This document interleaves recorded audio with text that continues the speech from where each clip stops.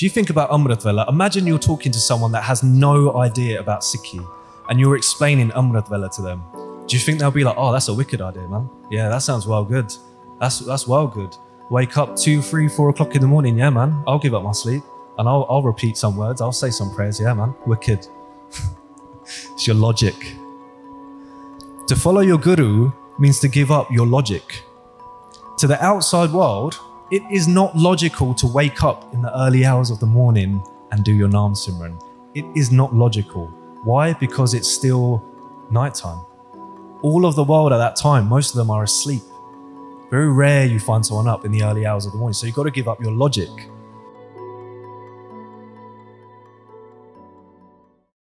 Waheguru Ji Ka Khalsa, Waheguru Ji Ki Fateh. So guys, my name is Manpreet Singh, and it's a real honor to be speaking to you guys here today. So this talk isn't going to be like your traditional one-way traffic talk. There's going to be points throughout this talk where I ask for your opinions, your thoughts. So please do feel free to get involved. This isn't one way at all. I meant when I said, you know, it's a real honor to be here, because in 2019, I was sat exactly where you are, in the Sangat, listening to these talks. And to be honest, I found them so powerful. They were so hard hitting. And when Bhai Saheb asked me to do this talk, I thought, nah, I can't. What am I even going to talk about? How am I going to talk about it? That was my honest thoughts. And I also thought, what are the Sangat going to be thinking? What are the Sangat going to be thinking? And it's true, isn't it? You guys could be thinking anything right now, and I'd have no idea. You might be thinking, this guy looks super tired, man, and you'd be absolutely right. Yes. You might be thinking, where's this guy even from? He's got the dodgiest accent I've ever heard, which, yes, I know. Right? But the fact is, you could be thinking anything, and I'd have no idea. And that is where we're going to start, with you.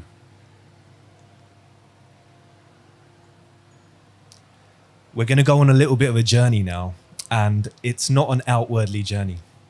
It's inwardly. We're going to look inside ourselves. So you're not going to miss anything on the screen. This is all that's going to be on the screen for the next couple of minutes. So you're not going to miss anything when I ask you guys to close your eyes. I want you all to close your eyes, and I want you to think of your home. Not the home that you live in, but the home of yourself, your internal home, the place where all your thoughts, your memories, everything that is about you, that home where all of that exists. Think about it. You're standing outside this home and it's yours, right? It can look like whatever you want it to look like. It could be a small cottage in the middle of nowhere. It could be the biggest mansion. It's up to you. This home is yours. Think about what the windows look like. Bring yourself to the front door of that home and step inside. And as you step inside, I want you to imagine all your memories, everything that's happened in your life up until now, like paintings on the wall. I want you to imagine the TV is playing like a loop of all the significant moments in your life, moments that only you know about, that no one else knows about. This is your home and you're here alone. It's your safe space. And as you walk through this home, I want you to imagine that you come to a door that you don't recognize. And as you open this door, I want you to step into that room, and I want you to see mirrors on all the walls. All 4 walls are just one big mirror. And as you step in and you look ahead of you, you see yourself in the mirror in front. You look to your left, to your right, and you just see you, your reflection in this mirror. And it's really important you get this image in your head very clear of you looking at yourself in these mirrors, front, back, and sides. Have this image clear in your mind. We're going to be back here very, very soon, and you'll find out why. Okay, guys. So, with regards to this talk, the Shabad for this year's camp is from Shabad Hazare. And within Shabad Hazare, Guru Nanak Dev Ji talks about being a servant, serving that master. They talk about the qualities of that master. They say, Sahib mera neednava, sada sada tatar, that my master is always new, and that my master is always the provider, always the giver. They talk about being a sacrifice. It's a very intimate Bani, very intimate. And so the theme we've sort of taken for this year's camp is this idea of presence and connecting to that presence, making that relationship between us and that one. So that's what we're going to run with. And today we're only going to be focusing on one pankti, one line from that Shabad. Let's see how far it takes us. And the line is, Sevi Sahib apna av na jachon koi. So I serve my Lord and Master, I ask for no one else. So if we think about this idea of having a master, it's actually it's very powerful. If we think, when we go through life and we've got all these relationships, we've got our parents, our wider family, our friends, colleagues at work, even teachers at school, lecturers at university. We've got all these relationships, but very rarely, if ever, do we take upon a master. Very odd to call someone a master, because what you've done then is you've created a status. You've exalted someone else and you've brought yourself right down. Because if you've got a master, then that means that you're the servant, right? And that's what we're going to explore. So when it comes to serving that master, well, let's start nice and easy for you guys. Who is that master Guruji's talking about? Who is that Sahib Guruji's talking about? Any guesses? Or is everyone still asleep? Anyone? Who's that Sahib? Who's that master Guruji's talking about here? Hanji at the back. Yes, Waheguru, the one, right? The one that made everything. So when we talk about the one in this presentation, the one and Guruji are the same. They're one in the same, right? So serving the one, serving the Guru is exactly the same thing. But how do we serve? What does it mean to serve? It's all right, we've got this master, but how do we serve them? We talk about these things, but what does it actually mean? What does seva even mean exactly? Now, if we ask Guru Amar Das Ji in Anand Sahib, they say, Tan mana tan. Take your tan, your body, your man, your mind, and your tan. Take your wealth, everything you own, and do what? Sub. Take all of it, sub, and surrender every single bit. To who? Guru ko. And they finish off by saying, Hukam maniye paiye. So give up your body, give up your mind and your wealth, and take upon what your Guru's telling you to do, this command, this hukum. So let's look at those in a little bit more detail. So when Guruji says, give up your tan, when we're serving, what does that look like exactly? What does it mean to surrender your body when we're serving a master? What does that even look like? We read these words every day, but what do they mean? What does it mean to give up your tan? Any guesses? Hanji at the back. Yes, physical seva. So you're using your body, right? So you could be making langar. You could be distributing the langar. You could be washing the bandi afterwards, the dishes. You're using your body. It's a physical act. Anything else that's a physical act when we serve. Hanji.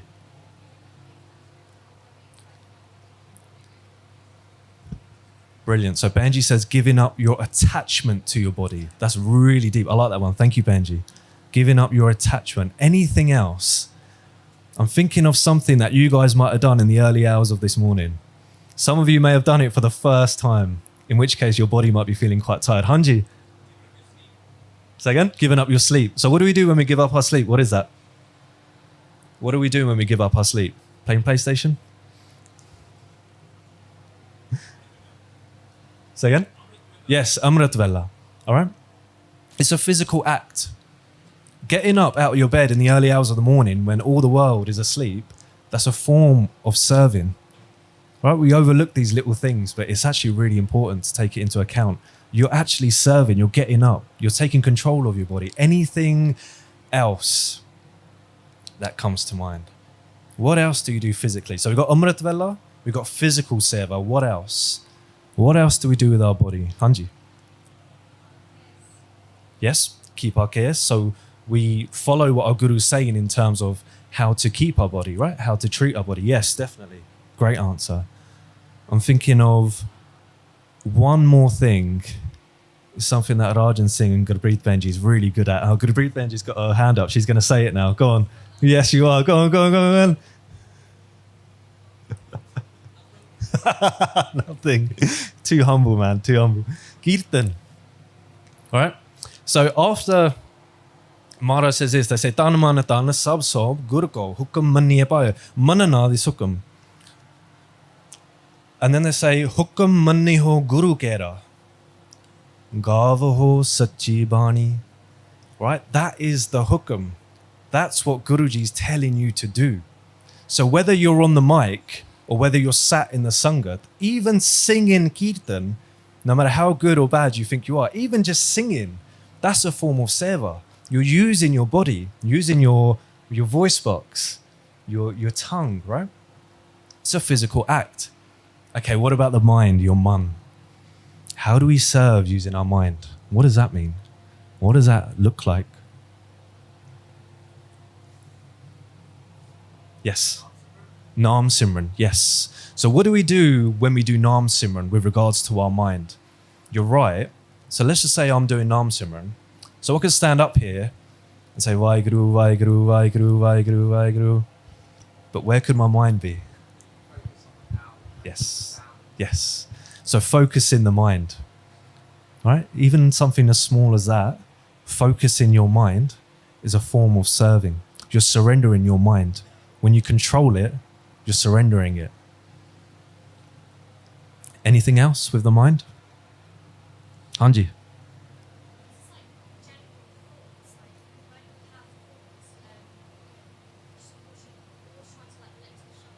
Wicked. That's a wicked answer. So our thoughts, our general thoughts. So what are we letting into our mind? What are we thinking with our thoughts? Are we giving into things like anger, irka, that jealousy? Right? We've got to be conscious of these things. There was another hand over here on the right. Or was that your answer? Hanji?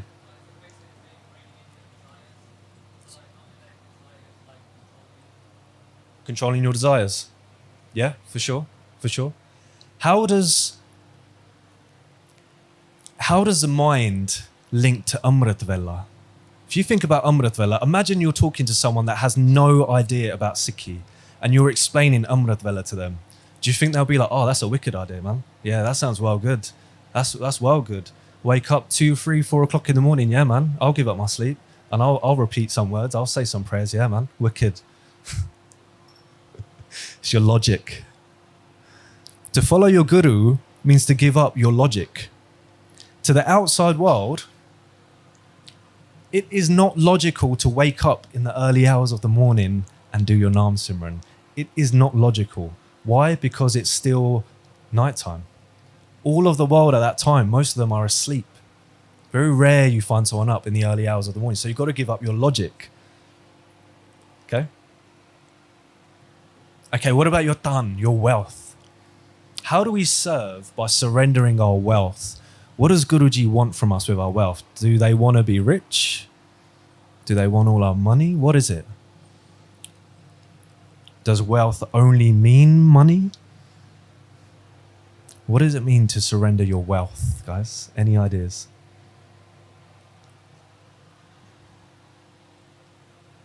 Who said Dasvand? Yes, good answer, whoever said that. So that's one. So one of Guru Gobind Singh Ji, 10th Guru, one of his 52 hukams, his 52 orders, is to give up 10% of your earnings.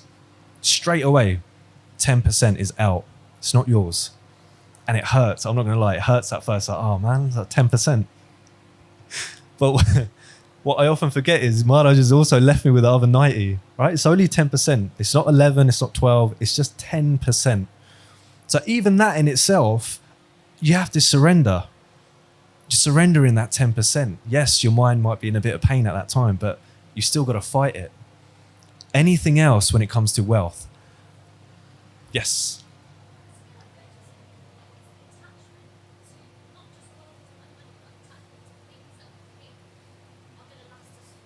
Yeah.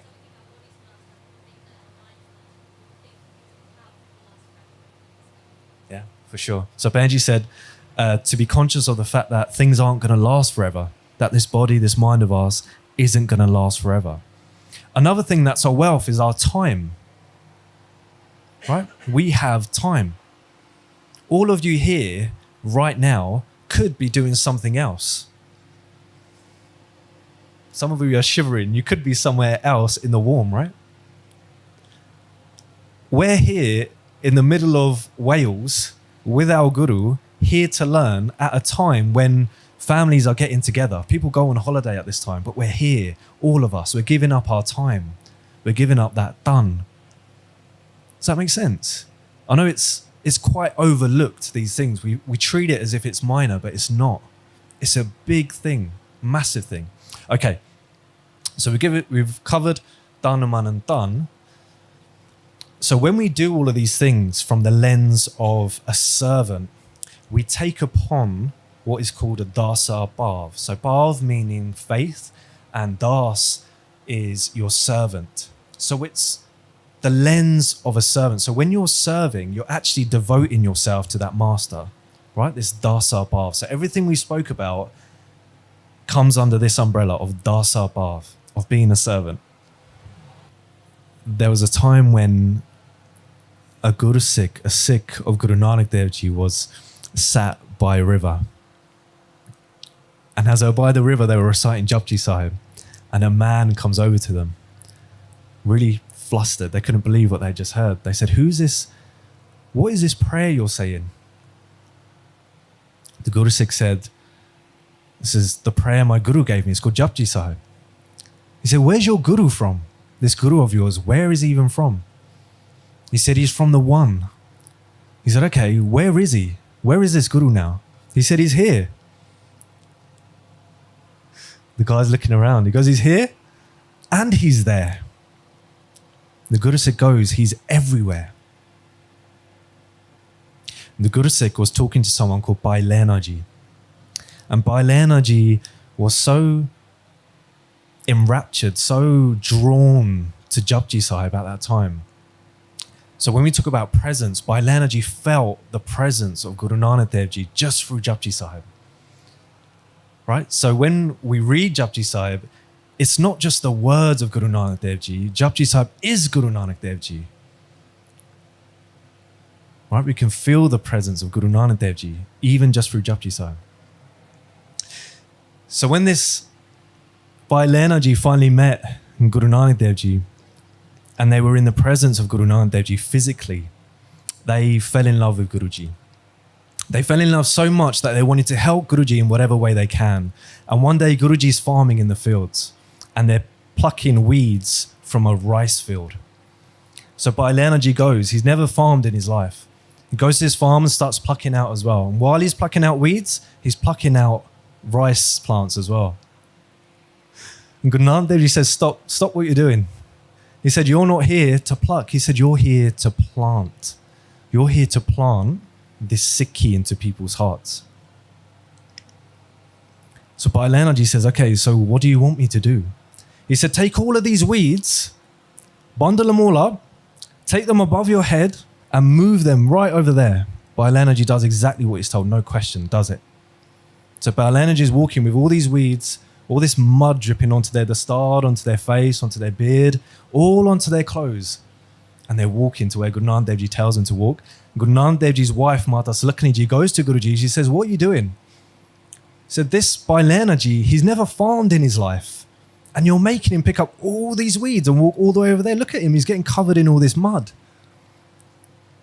And Guru Nanak Dev Ji says to their wife, they say, you see weeds over his head? They said, we see a crown. They said, you see the weight of all those weeds that they're carrying, that heavy weight? We see the weight of this world and the next world. In Guru Arjan Dev Ji, they bless us with an amazing shabad. They say, Karshiya firanna, swaw na janana sunya. They say that the karshi, the ladle, it goes through the food, but it doesn't know the taste of it.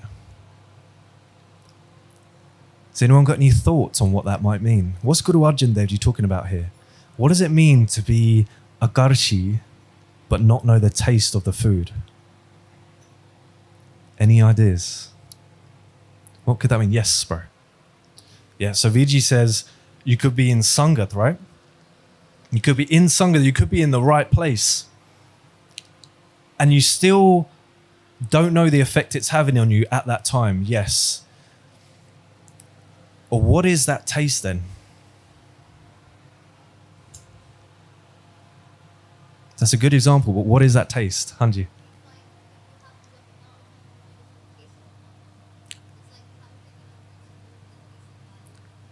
A taste of naam, yeah, that's fine, but what does naam taste like? Sweet, is it? I'm going to be diabetic. For sure.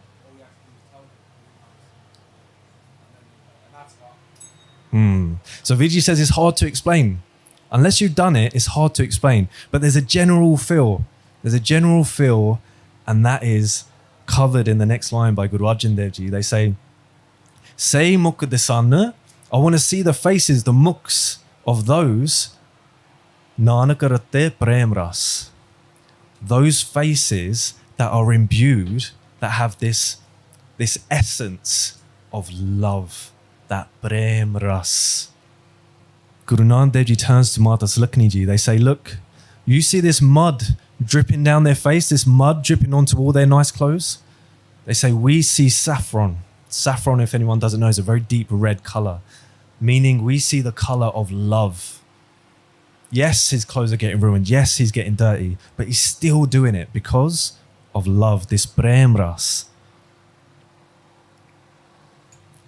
There was even a time when Bhai Veer Singh Ji writes that there was 2 days of constant rain. So much rain that all the wood that would normally be used to make a fire was soaked. No fire means no food, right? So the Sangats start getting really hungry, and one day passes.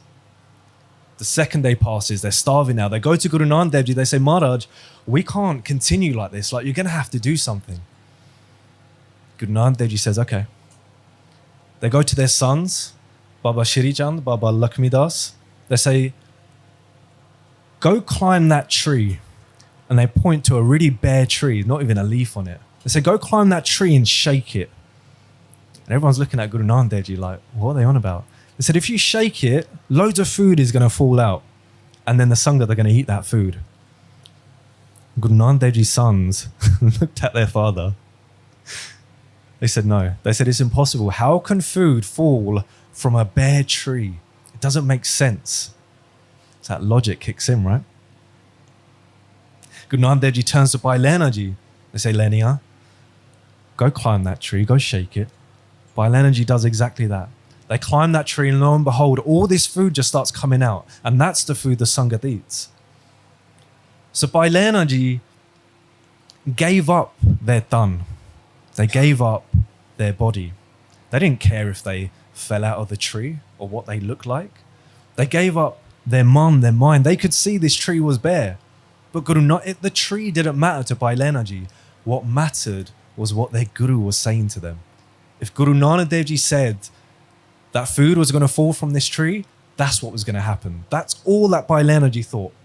I'm going to do what my Guru's telling me to do. Hukum manniye paiye. When it comes to wealth, you're done. Bhai Lehna Ji, they didn't care if their nice clothes got dirty. All that mattered was just following their guru. So Guru Nanak Dev Ji's sons, they were like the Karshiya, weren't they? They used their logic, they used their mind and said no. They didn't manana, they didn't follow that hukum, that command of their guru. And sometimes we can be like that as well. So how can we serve like Bhai Lehna Ji served? Let's think about this practically. How can we serve? Does anyone have any ideas just off the top? Any ideas? How can we serve like Bhai Lehna Ji served? What does that mean? Okay, it's a nice Sakhi, but what does it mean for us practically?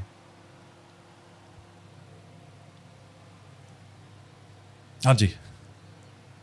Follow the hukum? Yeah? What's the hukum? You all right? Lots of hukums. Sorry, I'm getting old. I'm getting a bit deaf. Hanji, say again.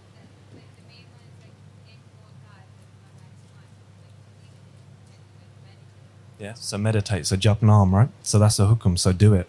Okay. But how do we do it? So you're right. The hukum is to jap naam.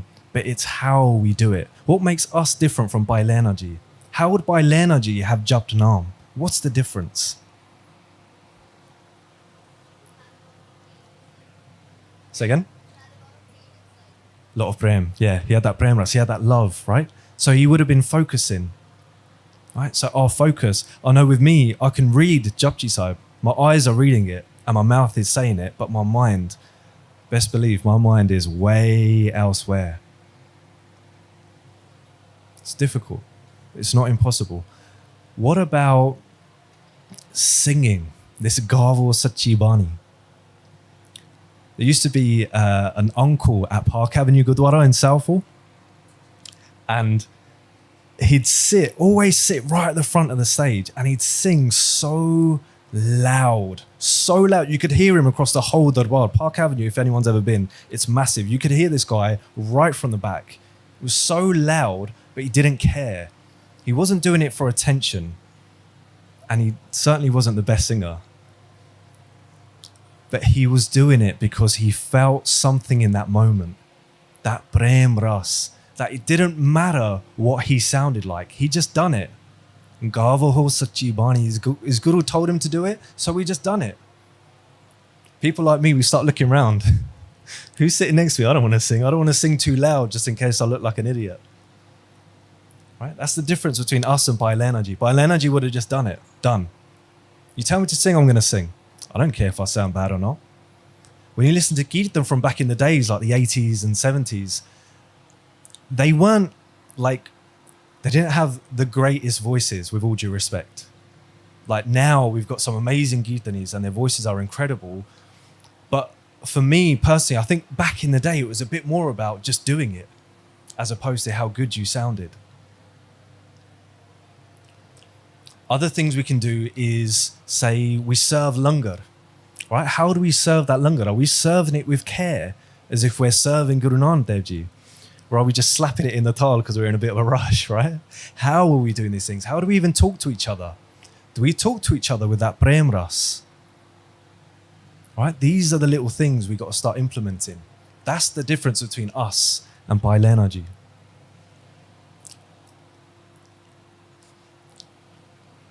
This is a picture of Bruce Lee.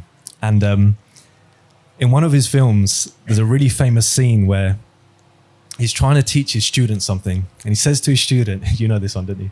He says to his student, he goes, kick me. So his student kicks him. He goes, no, that's wrong. He goes, kick me. Kicks him again. He goes, no, that's wrong. He goes, kick me. Student finally does it the way he does it. And he said, excellent. He said, good.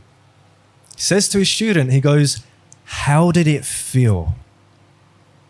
And his student goes, I think. And he says, I think. And Bruce Lee just goes, whoosh, gives him a chaper. It's so fast you don't even see it. Almost as fast as my mum. She's much faster than Bruce Lee, man. But it's so fast. And he slaps his poor student. And the student's looking at Bruce Lee like, why would you just slap me for? He goes, don't think. He says, don't think, feel. He said, I asked you how it felt, and you said, I think.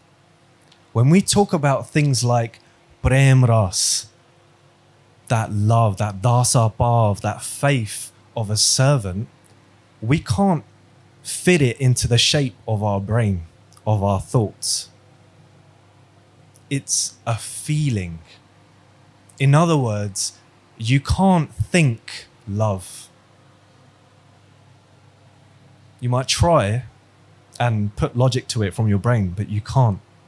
You can't think love. It's a feeling. And in many ways, when we talk about the presence of the One, when we're in Maharaj's Hazuri, when we're with Guruji, we feel different things. We feel that presence very differently. And that's okay. Some of us are going to feel like Guruji is our teacher. And that's all right. Some of us are going to feel like Guruji is our parent, our best friend. And that's all right. We're all going to look at Guruji with a different sort of lens. But it's all through the feeling of that love. So just like Guruji carries a feeling, a different feeling for each one of us, even the Guru Ghar, the Gurdwara, carries its own feeling. So in 2018, I was very lucky to go to Hazur Sahib, which is a Gurdwara in Nandair, India. And it's a really interesting Gurdwara. So this picture here, it's taken outside the outer complex. So this first row of buildings, it goes around the actual Gurdwara, which you can see in the actual archway there. And when I stepped through that outer complex, honestly, it felt like I was in the army. I was seeing so many things. I was seeing things like the guns of the Shaheeds, the weapons that they use to fight these wars. So these are my Balgur's weapons, right? And just to give you an idea of the size of some of these weapons, that door that slides is about 6-7 foot tall. And that gun in the middle, it's about 3 or 4 feet, even higher than that. So that one gun alone is about 10 foot long. Imagine. My Balgur, that Dasa Bhav. They had that same prem ras, that same love, just in a different setting. There's no difference. So as I was walking around, I saw loads of Nihang Singhs. I've got some here today. They're covered in weapons. I really felt like I was part of some sort of army. I looked around and I saw loads of seva going on. Right? This is just normal Sangat that have come to Mathatek. They were getting these baskets on their head and they were moving cement. And the cement was dripping all over them, but they didn't care. It reminded me of that story of Bailenaji. They didn't care. It was boiling hot. That marble, we had to run across it. It was that hot. But the Sangat doing their seva, they didn't care about that. Right? Just like Bailenaji didn't care. They didn't care either. So now we get to the actual Gurdwara. And Hazur Sahib, can I have a show of hands of anyone who's actually been to Hazur Sahib?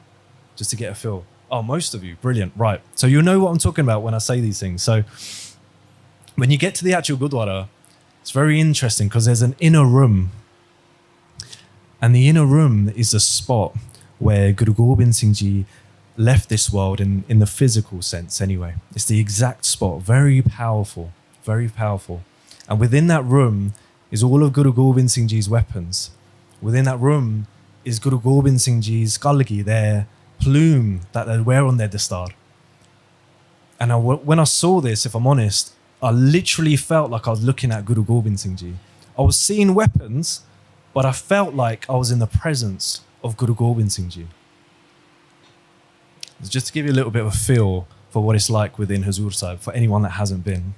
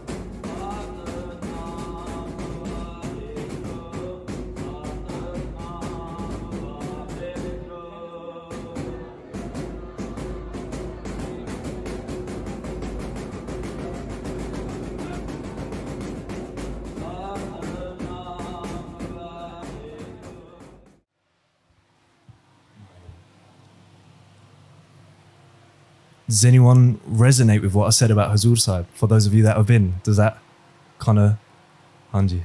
Did you feel anything different from what I've said there, or was it pretty much the same? Anyone feel anything different? Okay, so what about your Huzur Sahib? Let's have some examples of a place where you go. It could be any Gurdwara. It could be here in the UK, it could be in India, it could be anywhere in the world. But where have you been where you felt something really different? Guruji was the same, but the Guru Gard carried like a different feel, a different vibe. Does anyone want to share any of those? Anji, yes, of course. I think it was 2000 and around 2010 when I went to Huzur Sahib. I went with Indra, with my wife, and we were told a lot of stories because we stayed in Darbar Sahib for about 2 weeks. And then when we flew to Huzur Sahib, and we were told that Maharaji said that, you know, you'll feel my presence here. And you've spent so much time at Darbar Sahib, which is already so energizing. But I think like Viji, what you explained was, what you experienced was when you saw certain things and you could feel the presence of Maharaj. But I remember for us, without seeing anything, we hadn't even gone into Sachkhand yet, but we just walked through the actual, where the vicinity is. And literally it felt like something hit us. It felt like physically something's come and hit us. We didn't say anything to each other, but we both just stopped. Me and Indra, we stopped and we burst into tears.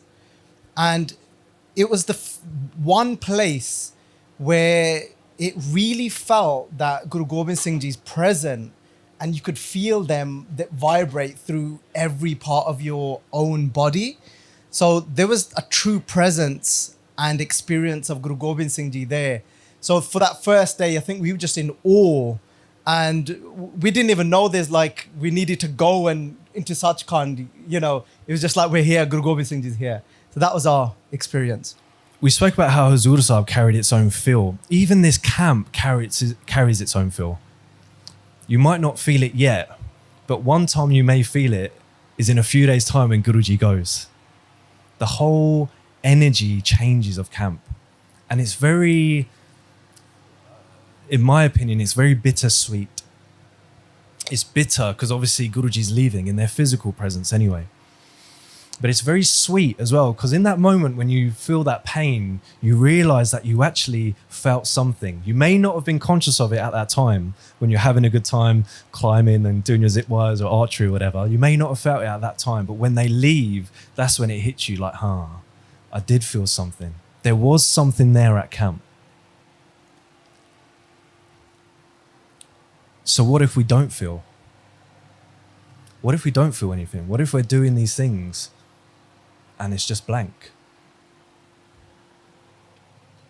You see, that's okay, because some of us will serve because we feel, right? We feel something, so it pushes us to serve. And some of us get that feeling after we've served, right? That feeling grows. So an example would be, if you can think of 2 cubes of salt on a beach. Baljit Singh might recognize this one. 2 cubes of salt on a beach. And they're both having a discussion about how deep that ocean really is. So one of the cubes says, you know what? I'm going to go in. I'm going to find out how deep that ocean actually is. So he jumps in and he goes down and he's like, whoa, this is pretty deep. So what he does is he keeps going and going and going and going and going. And he goes deeper and deeper and deeper. And as that cube of salt goes deeper, it becomes smaller and smaller and smaller and smaller and smaller. Meaning, the deeper we go, the more we're going to merge. Right? So when it comes to this seva, this tan, mana, tan, this dasa, bhav that we talk about, this prem ras, the deeper we go, the more we're going to feel that presence of the one. There was a reason why Guru Angad Dev Ji was made the Guru after Guru Nanak Dev Ji. It wasn't just given to them. They became Guru Nanak Dev Ji. They immersed themselves so much in Guru Nanak Dev Ji that they became Guru Nanak Dev Ji.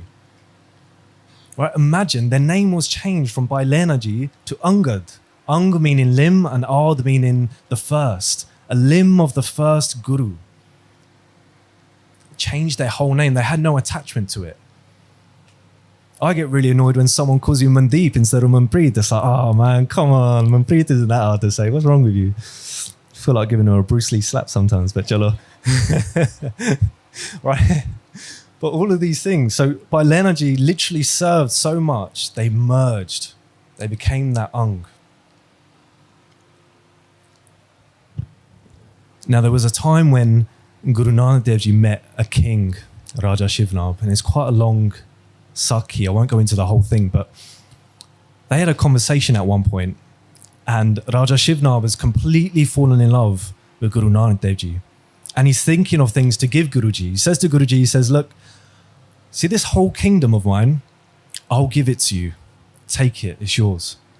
Guru Nanak Dev Ji, being Guru Nanak Dev Ji, says no. They said, this kingdom you're offering me, it's only been passed down to you from your forefathers and their forefathers before them.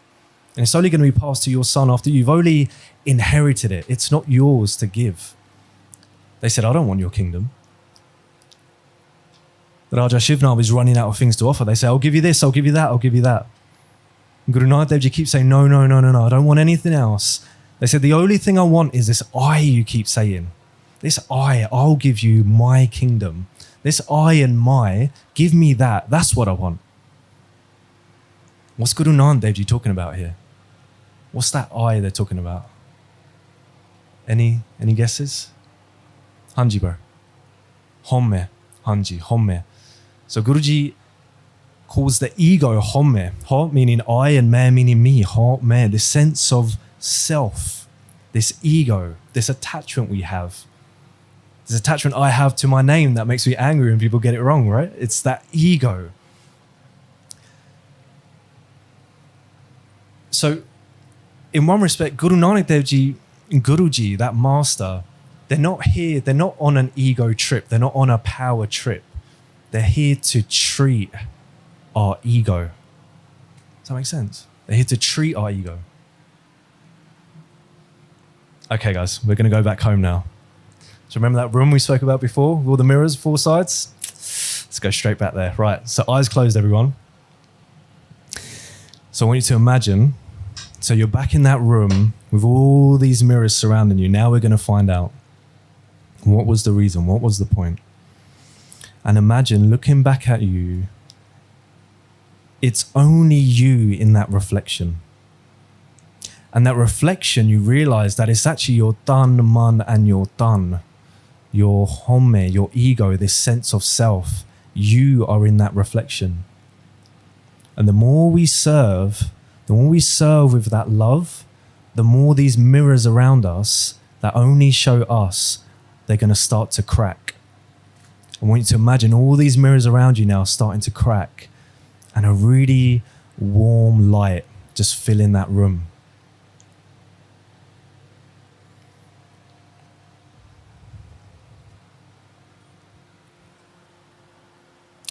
Sevi Sahib Apana, Avarna Jachon Koe. I serve my Lord, my Master. The more we serve with love, the more we serve with that prem ras, the more we smash through this mirror of ourself, this mirror that's showing us our ego. So break it. Serve and break it. Smash that mirror. Smash your mirror until there's nothing left. And when there's nothing left of you, when there's absolutely nothing left, that's when we'll get everything. That is the moment when we'll merge with Guru Nanak Dev Ji. Man tum jot swarup hai. Guruji says, Man tum jot swarup hai, apna mool pachan. They say, oh my mind, you're actually a jot swarup. You're the form of a light. You are that light. The reason why Guru Angad Dev Ji merged into Guru Nanak Dev Ji, the reason why that soul merges into the ocean is because that's where it came from. That light bursting through that mirror, it is a part of us. We know what that presence of the one feels like. There's just this mirror of ego in the way, stopping us from seeing it, stopping us from feeling it. The more we serve, the more we're going to smash that mirror. the more we're going to feel that presence of that one. That love, we know it already because that's where we came from. That love is where this beautiful journey of ours even started. And it's through love, through that prem ras, that this journey of ours is going to come to an end.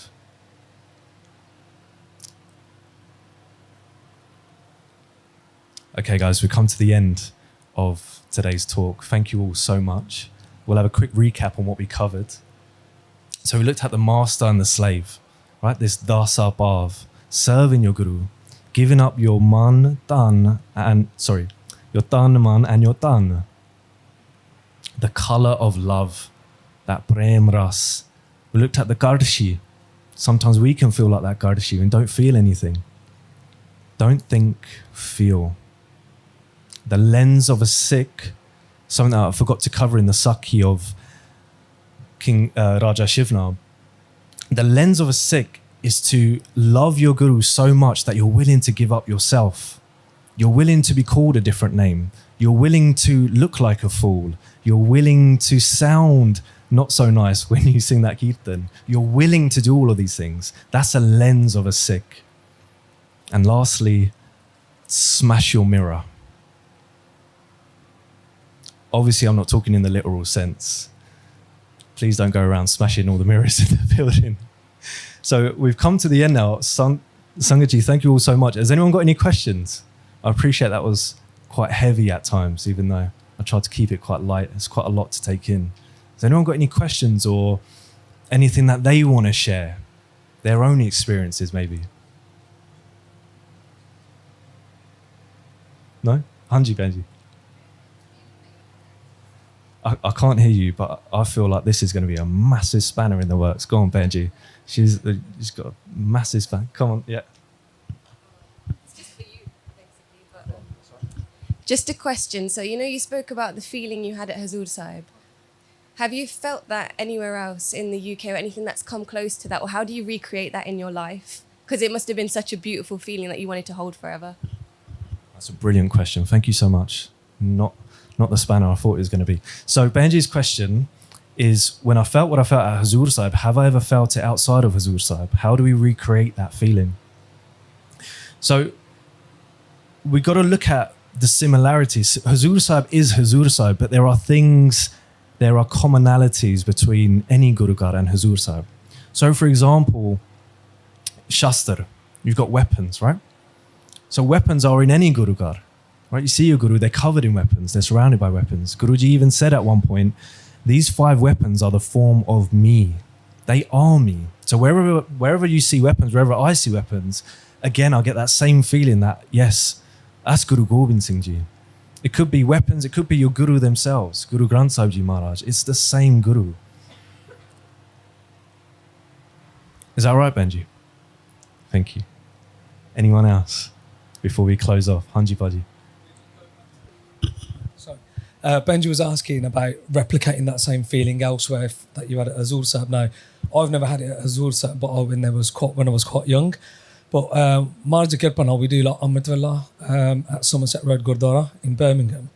And the more we've been doing that seva, like Prakash of Guru Sahib and stuff like that, honestly, when you were talking about that salt, I really felt it. Like, when you feel like the more you do, the more time you spend, the more you're kind of dissolving and becoming part of Maharaj. And a couple of months ago, no, it was only last month actually, we did Sukhram Sada Part at Somerset Road Gurdwara for our kids. And after Arti Artha, there was Puladi Barka. And I was doing George Sadhi Seva at the time. And you know what, just seeing Maharaj being showered by the full, it was so emotional. Honestly, it was another level. I mean, you wouldn't see so much love and so much respect anywhere else for anything or anybody else sort of thing. So I kind of resonated with your story about Huzoor Sahib and also the salt. But yeah, I think as long as Guru Sahib's there, you can so replicate that.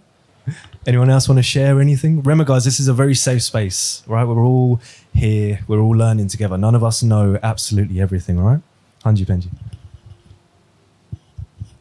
When I went to Huzoor Sahib, I was 10 years old, and it was on a yatra to loads of.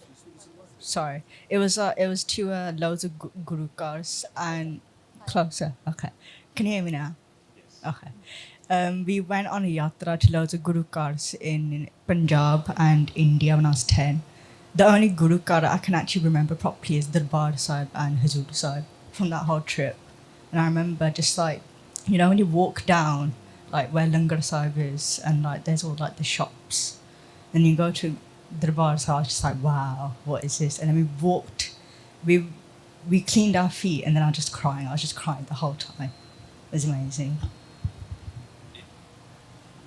It hits you, doesn't it, when you first see Darbar Sahib, when you see Harmandir Sahib for the first time, it's like, whoa, when that colour, that gold hits you, when that colour, that gold, when you see it for the first time, it kind of takes you back. That's beautiful, Benji. Thank you so much for sharing. Has anyone else got anything else before we close off for today? Anyone? Hanji? Oh, man. I'm getting well fit doing this. Well hungry as well. Hanji, Benji. Make it quick. No. I was just thinking back to what someone had said. I think it was Benji, about how, you know, we try to recreate that feeling, but I feel like the more we try to think about recreating it, it's like you said, to feel rather than think. The more we try to think about recreating it, the harder it is. The more we just kind of like let go, kind of in that moment, and kind of let it take us. Let's not try to like take it, let it take us instead. And I don't know, you kind of, I guess like you said, you just feel it more. So try not to like be too hung up on trying to find it. It will find you. I mean, I'm a hypocrite anyway. I'm like, you know, so, but it's just a thought. That's brilliant. That's brilliant. Thank you so much. Hanji. Waheguru Ji Ka Khalsa, Waheguru Ji Ki Fateh. Hazur Sahib's next level, and like Maharaj Kirpa, if your families can organize yatras to India, like Banji said in the back, you'll never forget it in your life, you know? Like I still remember as a kid, like my feet hurting, walking up, you know, mountains to get to certain Darbar Sahibs. It was beautiful, so you never forget it. But for me, quite honestly, in my life, it's always been like in my adult life, Basis of Sikhi. Anywhere I go, that there's a Basis of Sikhi program, and it's not because of the name Basis of Sikhi. It's these sevadars that work for Basis of Sikhi, like are passionate, and like they have Guruji in them, and like your talk now, Paji. Like, you know, when I arrived here yesterday, I felt one way, and I woke up in the morning, I felt in a completely different way. So that feeling that you're describing is every time I come into the Sangat of good Sikhs like yourself, it's felt and it's real, and it's Maharaj's kirpaa. So if people are looking for that feeling, whenever you see that banner, just go to that, you know, because it's like a focused thing, you know. And I get so lost in my life that, you know, that I almost like fear it sometimes, you know, because it's so much love, it's so much beauty, you know. And that's not to say don't go to anywhere else. Go anywhere you can that's local, that you can, because there's a million different beautiful organizations. But I can only just tell you what I've experienced, you know, and like just being with you beautiful people in the Sangat here. So that feeling that we're looking for is right here in the moment of now, right? You know, you're not going to get a better chance than this 4 days that we have together. Waheguru. Waheguru. Anyone else? We're in a good flow now. Who wants to keep it up? Yes, bro. Waheguru Ji Ka Khalsa, Waheguru Ji Ki Fateh. Just going back to Benji's question, it actually got me thinking. So the last time we actually went to Hazur Sahib was actually when we were really young kids. So truthfully, I only remember the actual train journey as opposed to actually going there. But we were really young. I think I was probably like maybe 4 or 3. But one thing that did come to mind was actually our visit to Nankana Sahib. This was in 2019, just before COVID. And it's really interesting because when Vijay was talking about his experiences in Hazur Sahib, I completely got it, because when we're in Nankana Sahib, it's almost like, you know, when you see the locals there, and we were talking about this recently, where it's crazy because like when we were speaking to the locals in Nankana Sahib, they were speaking, for example, Punjabi, because it was if you like on the Punjab, the Pakistan side of Punjab, and it's really interesting because they saw Guru Nanak Dev Ji as their guru. So even though, for example, a lot of them did see Guru Nanak Dev Ji as their guru, and it's not necessarily the case of then recreating that feeling or whether somewhere else. It's more a case of just, for me anyways, just understanding that and almost seeing it in a lens of they all serve different purposes. So for example, when I was there, it was special because the feeling I felt there was very unique. And I think that's the key word, it's a very unique feeling. Just leaving and seeing, for example, going around the Darbar Sahib there, you see Mussalman doing seva. That was huge. You'd see people doing seva that Baro you'd never think would be like, you wouldn't see them in that setting. For me, it's a very unique experience. And then now, when you come to, for example, the UK, Guru Ka, you do seva here, it's not necessarily a case of one's higher, one's lower. It's just a case of the feelings. It's a different type of feeling. And I think the special thing, go to whether it be Nangana Sahib, Huzur Sahib, but even the special thing about it is that the energy, the feel here, is forward when you go back home. And I think that's what's really special. So when you, like, for example, you sit in Amrit Wala now, the feeling you get, all you'll have to do is listen to a Simran track in, say, 4 weeks' time, and that whole energy that you felt in this Sangat right now, it'll come back. And it's the same thing with VG's talk. Well, you know, there'll be times when we all go back, and it's wicked when you're in Sangat because you feel like you feel uplifted by everyone. And then there's times then when, you know, you're by yourself, and then all of a sudden you have to wake up Amrit Wala, and it can also now be like 10 times as hard. But it's important to always reflect and think back to these feelings, and just going back to Benji's point, going back to these key moments, these feelings, and just feeling that energy again, and then essentially letting the Sangat carry you as well. But that's what I just wanted to say, you know, the feeling of it's really important. It's beautiful. Anyone else? Okay. Well, it's really nice, really interesting hearing those things. And that conversation doesn't have to stop here at the end of this talk. So please, when we share things like that, it's so powerful. Even just listening to that, it's going to take me a few days just to digest what everyone said. It's beautiful. But keep those conversations going. That's what camp's all about. So Sangat Ji, thank you all again. I'm sorry for all the mistakes I've made. I've got a long way to go, a lot to learn. And let's finish off with the Fateh Ji. Waheguru Ji Ka Khalsa, Waheguru Ji Ki Fateh.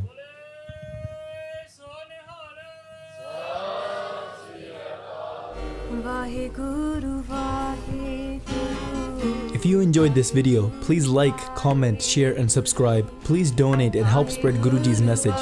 Link is in the description below. Waheguru Ji Ka Khalsa, Waheguru Ji Ki Fateh.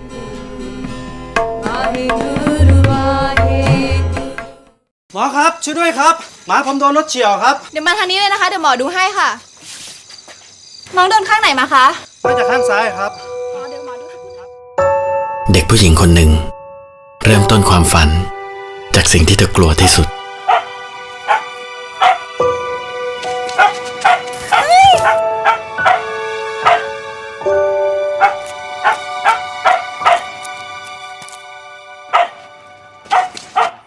เขาไม่กัดหรอกลูกเขาแค่ห่วงเจ้าของแค่นั้นเองค่ะกินให้อิ่มนะลุงนะ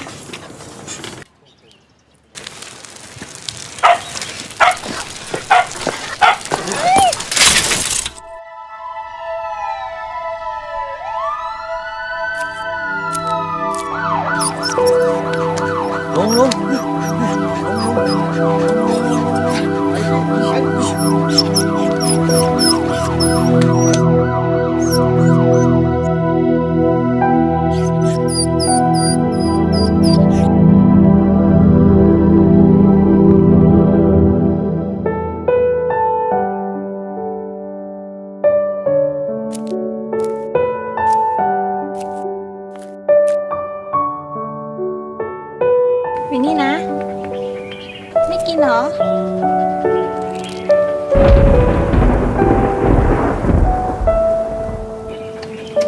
เหนื่อยนะ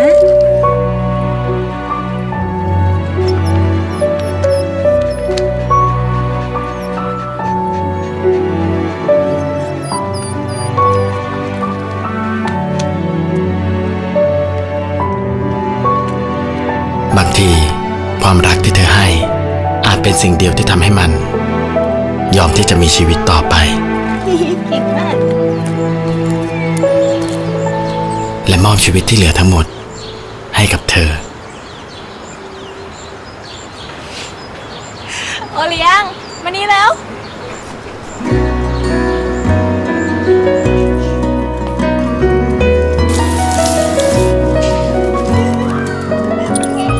ชอบเปล่าขอด้วย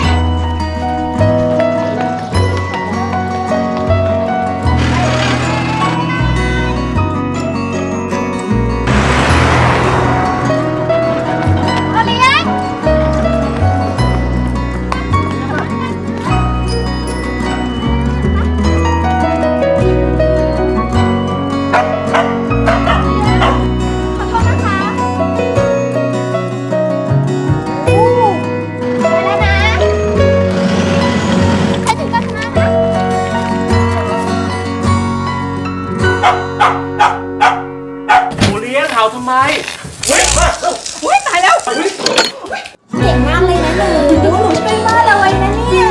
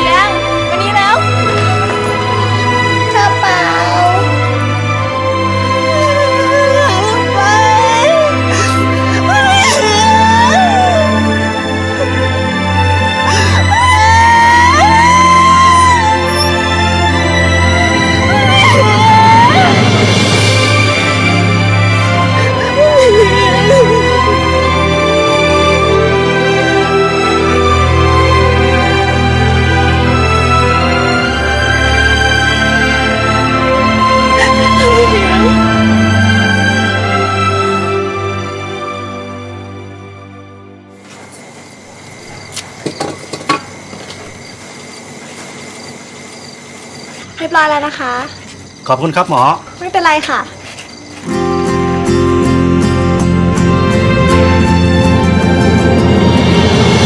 หลายๆ คนจมอยู่กับช่วงเวลาที่เลวร้ายของชีวิต แต่เธอเลือกที่จะนำสิ่งดีๆในช่วงเวลานั้น มาเป็นแรงบันดาลใจให้ไปถึงความฝัน